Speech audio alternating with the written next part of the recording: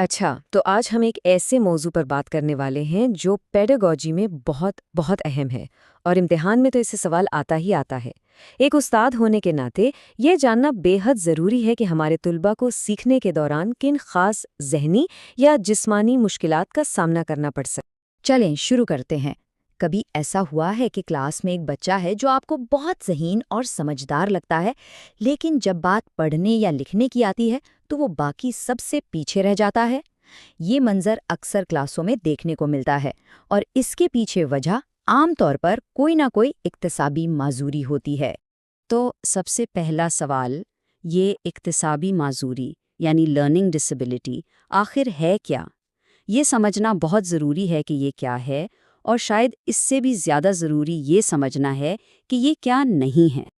بالکل آسان لفظوں میں سمجھیں تو یہ کچھ ایسی خاص مشکلات ہیں جن کی وجہ سے ایک بچے کو پڑھنے، لکھنے، بولنے یا حساب کرنے میں دوسرے بچوں سے زیادہ مشکل پیش آتی ہے۔ اصل بات یہ ہے کہ یہ دماغ کے انفارمیشن کو پروسیس کرنے کے طریقے کا ایک فرق ہے، اس کا ذہانت کی کمی سے کوئی تعلق نہیں ہے۔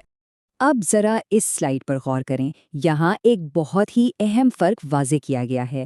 اکتسابی معذوری کا مطلب ذہنی پسماندگی یا مینٹل ریٹارڈیشن بالکل نہیں ہے۔ ایک چیز کا تعلق انفارمیشن پروسیسنگ کی ایک خاص طریقے سے ہے، جبکہ دوسرے کا تعلق مجموعی ذہنی صلاحیت سے ہے۔ ایک استاد کے لیے اس فرق کو سمجھنا پہلا اور سب سے اہم قدم ہے۔ چلیں اب کچھ عام قسم کی معذوریوں کو دیکھتے ہیں۔ شروعات کرتے ہیں پڑھنے اور لکھنے کی مشکلات سے، کیونکہ یہ سب سے زیادہ عام ہے۔ سب سے عام معذوری ہے ڈسلیکسیا، جس کا تعلق سیدھا سیدھا پڑھنے سے ہے۔ اس میں بچوں کو لفظ پہچاننے میں مشکل ہوتی ہے۔ آپ نے دیکھا ہوگا وہ اکثر بی کو ڈی پڑھ جاتے ہیں یا 100 کو واز۔ ابھی کو استاد کے لیے یہ جاننا کیوں ضروری ہے، کیونکہ اس کا حل بچے پر پڑھنے کے لیے دباؤ ڈالنا نہیں ہے، بلکہ طریقے بدلنا ہے، جیسے آڈیو بکس کا استعمال یا آوازوں پر مبنی پڑھائی۔ اچھا، اب اگلی معذوری ہے ڈسگرافیا۔ اسے یاد رکھنے کا ایک بہت آسان طریقہ ہے۔ گراف لفظ کا مطلب ہوتا ہے لکھنا یا ڈرائنگ کرنا، جیسے ہم گراف پیپر استعمال کرتے ہیں۔ تو جیسے ہی آپ گراف سنیں، سمجھ جائیں کہ اس کا تعلق لکھنے کی صلاحیت سے ہے۔ تو جیسا کہ نام سے ہی ظاہر ہے، ڈسگرافیا میں بچوں کو لکھنے میں مشکل ہوتی ہے۔ ہو سکتا ہے ان کی لکھائی بہت خراب ہو، وہ اسپیلنگ کی بہت غلطیاں کریں یا پھر جملے ہی ٹھیک سے نہ بنا پائیں۔ ایک ٹیچر کے لیے یہ صرف گندی لکھائی نہیں ہونی چاہیے۔ اس کا مطلب یہ ہو سکتا ہے کہ طالب علم کو لکھنے کے لیے زیادہ وقت چاہیے، یا شاید کی بورڈ یا پینسل گرپ جیسے ٹولز کی ضرورت ہے۔ پڑھنے لکھنے کی بات تو ہو گئی، اب آگے بڑھتے ہیں ان چیلنجز کی طرف جن کا تعلق حساب یعنی میتھس اور زبان سے ہے۔ یہاں بھی یاد رکھنے کی ایک زبردست ٹپ ہے، ڈس کیلکولیا۔ کیلکولیا لفظ کیلکولیٹر سے کتنا ملتا جلتا ہے نا؟ اور کیلکولیٹر ہمیں سیدھا حساب کتاب کی طرف لے جاتا ہے۔ اس معذوری میں بچوں کو نمبرز پہچاننے اور جمع، تفریق، ضرب جیسے بنیادی اصولوں کو سمجھنے میں بہت مشکل ہوتی ہے۔ یوں سمجھ لیں کہ جو حال ڈسلیکسیا میں حروف کا ہوتا ہے، وہی حال ڈسکیلکولیا میں اعداد کا ہوتا ہے۔ ایک استاد کی حیثیت سے اس کا مطلب یہ ہے کہ طالب علم کو شاید چیزوں کو سمجھنے کے لیے بلاکس یا کیلکولیٹر جیسے ٹولز کی ضرورت ہو، تاکہ وہ حساب سے آگے بڑھ کر منطق پر فوکس کر سکے۔ اس کے بعد آتا ہے ڈسفیزیا، جس کا تعلق زبان اور بولنے سے ہے۔ اس میں دو طرح کی مشکل ہو سکتی ہے، یا تو بچہ اپنے خیالات کو بیان کرنے کے لیے صحیح لفظ نہیں ڈھونڈ پاتا، یا اسے دوسروں کی بات ہی سمجھ نہیں آتی۔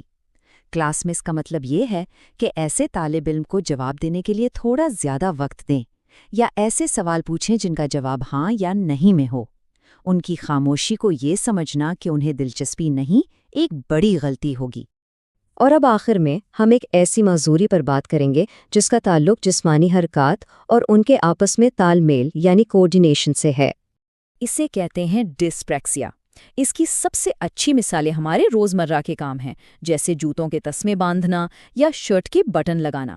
اب یہاں ایک بہت اہم فرق سمجھنا ضروری ہے۔ ڈسگرافیا میں لکھنے کا مسئلہ دماغ کی پروسیسنگ کا ہے، جبکہ ڈسپروکسیا میں پینسل ٹھیک سے نہ پکڑ پانا ایک جسمانی یا موٹر اسکل کا مسئلہ ہے۔ ایک استاد کے لیے یہ فرق جاننا بہت ضروری ہے تاکہ مدد کی صحیح سمت طے کی جا سکے۔ چلیں جی، تو ہم نے 5 اہم اکتسابی معذوریوں کو سمجھ لیا ہے۔ اب وقت ہے یہ جانچنے کا کہ ہمیں کتنا یاد رہا۔ تیار ہیں؟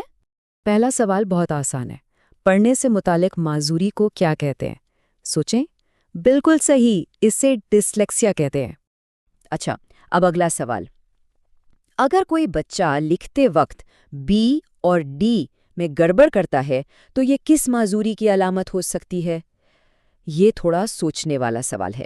دیکھیں، اگر غلطی لکھنے کے عمل میں ہے تو یہ ڈسگرافیا ہے، لیکن اگر مسئلہ پڑھتے ہوئے حروف کو پہچاننے کا ہے تو یہ ڈسلیکسیا کی علامت ہے۔ تیسرا سوال، حساب کتاب اور ریاضی کے بنیادی اصولوں کو سمجھنے میں مشکل کیا کہلاتی ہے؟ یاد ہے کیلکولیٹر والی ٹپ؟ جی ہاں، اسے ڈسکیلکولیا کہتے ہیں۔ سوال نمبر 4، بولنے اور اپنے خیالات کو بیان کرنے کے لیے لفظ ڈھونڈنے میں مشکل یہ کیا ہے؟ یہ ہے ڈسفیزیا۔ اور یہ رہا آخری سوال، جسمانی حرکات جیسے بٹن لگانا یا پینسل پکڑنے میں مشکل کا سامنا کرنا، یہ کون سی معذوری ہے؟ شاباش، یہ ڈسپریکسیا ہے۔ بہت خوب۔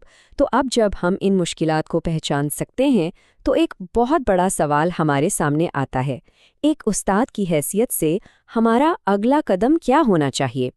اور اس کا جواب چھپا ہے اصلاحی تدریس میں، جس پر ہم شاید پھر کبھی بات کریں گے۔